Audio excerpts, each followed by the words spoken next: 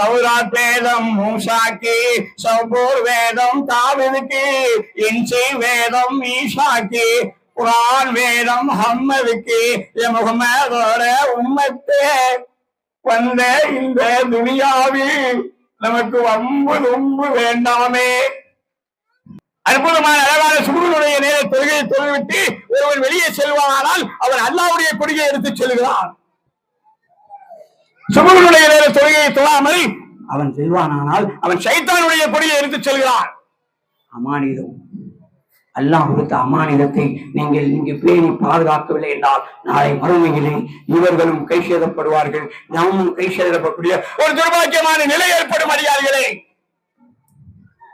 மார்க்க கல்வியை கற்றுக்கொண்ட அந்த மானிடன் அற்புதமான அழகான வேதத்தை பற்றி தெரிந்து கொண்டான், உன்னதமான அழகான இந்த குர்ஆனை பற்றி தெரிந்து கொண்டான், குர்ஆனிலே கூறப்பட்ட 25 நபிமார்களை பற்றி தெரிந்து கொண்டான்.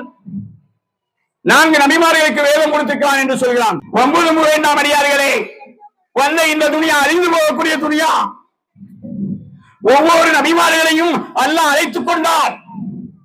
ஆதம் அலைஹிஸ்ஸலாம் முதல் இறுதி நபியா முஹம்மது ஸல்லல்லாஹு அலைஹி வஸல்லம் வரை வேத தத்துவம் என்னும் பிரச்சாரம் என்ற விதையை மறதியாய் போன மாநில உள்ளங்களிலே, நினைவற்று போன இந்த அறிவாவுடைய உள்ளங்களிலே எடுத்துரைத்தார்கள். முதல் கல்வி ஒழுக்கம் என்று சொன்னார்கள், 2ஆம் கல்வி மார்க்கம் என்று சொன்னார்கள், 3ஆம் கல்வி உலகம் என்று சொன்னார்கள். எந்த நபிமார்களுமே உலகம் என்ற கல்வி வேண்டாம் என்று சொல்லவில்லை. உலகம் என்ற கல்வி வேண்டாம் என்று சொல்லவில்லை. உலகம் என்ற கல்விக்கு எதிரானவனும் இல்லை. இந்த உலகம் என்ற கல்வி உங்களை இந்த உலகத்திலே தூக்கிவிடும். ஆனால் ஒழுக்கமும் மார்க்கமும் நாளை மறுமையிலே உங்களை தூக்கிவிடும்.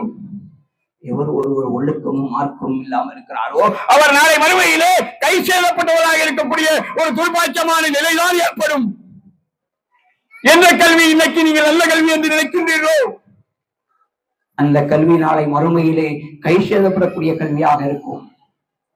இந்த ஒழுக்கமும் மார்க்கமும் கல்வியை கற்றுக்கொண்டு இந்த மார்க்க அறிஞன் ஒரு அனாதை இல்லத்தில், அதாவது முதியோர் இல்லத்திற்கு செல்கிறான்.